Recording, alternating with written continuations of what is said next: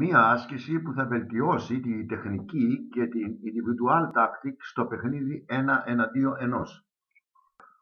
Ο χώρος που θα παιχτεί το παιχνίδι 1 εναντίον 1. Μπροστά από το καλάθι, αλλά εξίσου και στα πλάγια και σε απόσταση 4, 5 ή 6 μέτρα, ζωγραφίζουμε τον παλιό χώρο των 3 δευτερολέπτων.